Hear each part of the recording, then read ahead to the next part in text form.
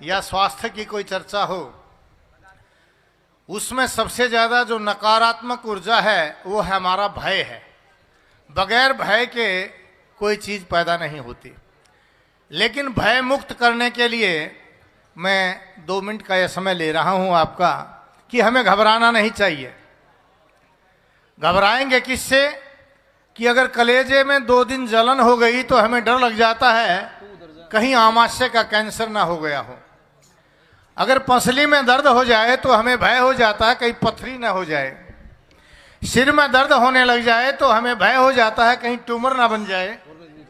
आशंकाओं से भरा हुआ ये शरीर जब समय बीतता है, उन अंग्रेजी दवाओं का जो भय के कारण हम प्रयोग कर रहे थे, हमारे शरीर के अंदर जो रोग नहीं था वो रोग बन जाता है।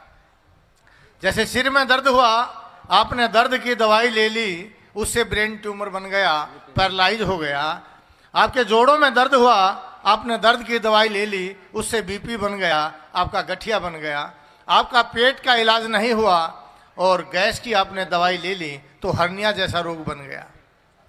लेकिन ये रोग कोई भी बड़ा नहीं है। अगर रोग बड़ा होता तो महर्षि चरक आपको बहुत बड़ा ज्ञान देते। उन्होंने सार रूप के अंदर एक बात कही है, पथ्य सेविनः किम भेषजम अपथ्य सेविनः किम भेषजम, कि अगर आप परहेज से रहोगे तो आपको किसी भी औषधि की आवश्यकता नहीं है। अपथ्य सेविनः किम भेषजम, और बद परहेजी करेंगे तो कोई औषधि काम नहीं करेगी। यानी रोग बड़ा नहीं है, सिर्फ आप परहेज से रहिए। परहेज क्या है, यह भी एक चिंतनीय विषय है। इस बात को छोड़ करके इससे पहले कहते हैं हिता अहितम सुखम दुखम आयुस्तस्य हिता अहितम मानम च तच यत्रोक्तम आयुर्वेद से उच्यते। कि आयुर्वेद किसको कहते हैं? आयुर्वेद कोई औषधियों का भंडार नहीं है। आयुर्वेद उस शास्त्र का नाम है जो आपको यह बताए कि आपके लिए क्या हितकारी है, क्या अहितकारी है, क्या सुखकारी है, क्या दुखकारी है, जिससे आपको ये पता चले कि आपके लिए क्या लाभकारी है। जैसे आप कभी गोभी की सब्जी खा लेते हो, गैस बनती है, तो आपका शरीर आपको बताता है कि आपको ज्यादा गोभी का प्रयोग नहीं करना चाहिए, गैस बनाती है।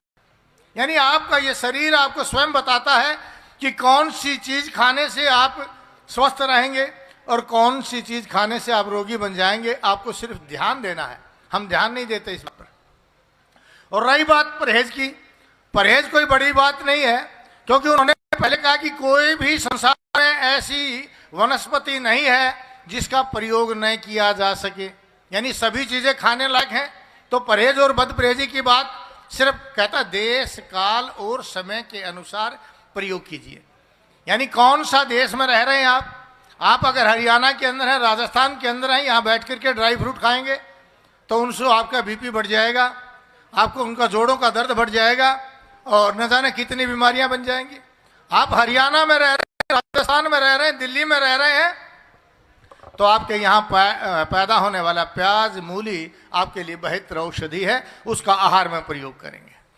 अगर आप यहाँ बैठ करके फलों का प्रयोग करते हैं और फलों में भी सेब का प्रयोग करते हैं और सेब को भी सुबह सुबह खाते हैं, जैसा कि आज एक भ्रांति फैला दी गई है, सुबह सुबह खाली पेट फल फ्रूट जूस दूध लेने से गर्मी बढ़ती है। आयुर्वेद कहता है पहले पेट पूजा बाद में काम दूजा। सुबह उठते ही भरपेट भोजन कर लीजिए, चाहे रोटी खाइए या चावल खाइए, लेकिन घी के साथ खाइए, भरपेट खाइए। खाएंगे तो कभी रोगी नहीं बन सकते। आपको सोचने की जरूरत नहीं क्या खाएंगे। आपने परांठा खाना परांठा खाइए, पूरी खानी है पूरी खाइए, जो दिल करे खाइए, लेकिन भरपेट खाइए सुबह उठते ही। फिर कहते हैं दोपहर के अंदर पित्त बढ़ती है, तो दोपहर में आपको भोजन नहीं करना चाहिए, पानी का प्रयोग करना चाहिए। पानीयम प्राणिनाम प्राणः, दोपहर में आपको पानी का प्रयोग करना चाहिए और शाम को हल्के भोजन का प्रयोग करना चाहिए। और हल्का भोजन है आपका दलिया खिचड़ी।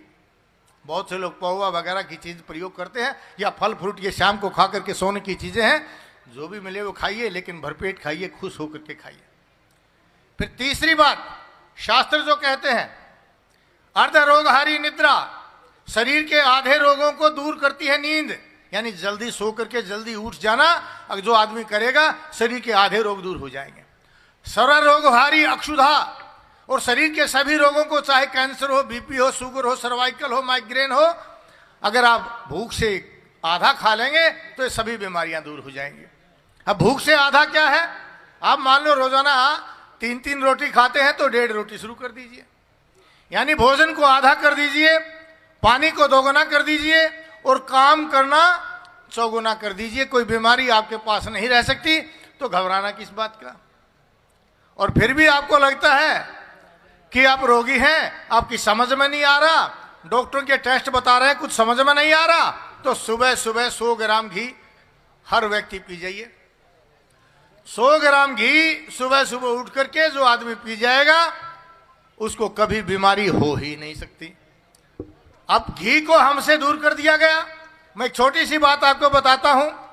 हमारे पूर्व काल के अंदर जब प्रसूता होती थी, बच्चा पैदा होता था, तो गरीब से गरीब परिवार भी कम से कम 10 किलो घी खिलाता था। क्या वो महिला काम करती थी? आराम करती थी, 10-15 महीने लेटी रहती थी। लेटे लेटे हजम होने वाली चीज है घी, और उस घी का अगर आप प्रयोग करेंगे तो शरीर में कभी बीमारी पैदा नहीं हो सकती। घी को खाना शुरू कर दीजिए। आप लोग बादाम का प्रयोग करते हैं, 2 बादाम हजम करने के लिए 400 डंड मारी जाती हैं। जब 2 बादाम हजम होते हैं, आपको कह दिया गया कि घी को बंद कर लीजिए, ड्राई फ्रूट को खा लीजिए, क्योंकि आप रोगी तो तभी बनेंगे ना। इसलिए प्रत्येक व्यक्ति आज रोगी है, सर्वाइकल का, माइग्रेन का, बीपी का, एसिडिटी का, क्योंकि आप लोगों ने घी को बंद कर दिया और खा रहे हैं आप लोग ड्राई फ्रूट्स। घी को बंद कर दिया, आप खा रहे हैं तेल को। तैलम तेजम हरती, तेल तेज को हरता है, तेल कैंसर बनाता है। आप तेल का प्रयोग बंद कर दीजिए। तेल हमेशा मसाज में प्रयोग होता है, खाने के लिए घी होता है और पीने के लिए दूध होता है। आप इन 3 चीजों का प्रयोग कीजिए। बहुत से लोग कहते हैं जी दूध खाने से कब बनता है? दूध खाने से कभी कब बनता नहीं, कब शरीर से निकलता है। लोग कहते हैं घी खाता हूं दस्त तो निकल जाते हैं, क्योंकि अंदर से मल को निकालने का सबसे सर्वोत्तम साधन है घी, तो घी का प्रयोग करना चाहिए। अब कहते हैं लोग घी कौन सा खाएं, भाई गाय का खाएं या भैंस का खाएं। वैसे तो शास्त्रों में उस समय की बात थी जब सतयुग था, आप सभी लोग सात्विक वृत्ति के थे, सभी चीजों के अंदर एक ताकत होती थी। उस समय हमें कहते थे कि गाय का घी सबसे उत्तम है, क्योंकि थोड़ी उष्णता देता है। आज सभी लोग गर्मी के रोगी हैं। अगर आपको गाय का घी ना मिले तो भैंस के घी का प्रयोग कीजिए। तेल का प्रयोग बंद कर दीजिए। भोजन के बीच में पानीयम प्राणिनाम प्राणः, पानी जो है प्राणियों का प्राण है, उसको भोजन के बीच में कैसे पीना चाहिए? मुहुर्मुहुः वारम वारम व जिह्वाम प्रक्षालनम कृत्वा भोजनम कृतव्यम। बार बार जिह्वा को धोते हुए, मुख को साफ करते हुए घूंट घूंट करके पानी पीना चाहिए, यानी 2 ग्लास भोजन के और 1 घूंट पानी का। इस तरह से हमें भोजन का प्रयोग करना चाहिए। इस तरह से अगर आप भोजन के बीच में पानी का प्रयोग करेंगे, कभी पेट नहीं बढ़ेगा, कभी वेट नहीं बढ़ेगा, कभी बीपी नहीं बढ़ेगा और कभी पथरी नहीं बनेगी। शास्त्र कहते हैं जीर्णे वारी बल प्रदम, यानी जब भोजन हजम हो जाता है और जब आप पानी सारा दिन पिएंगे तो बल का काम करता है।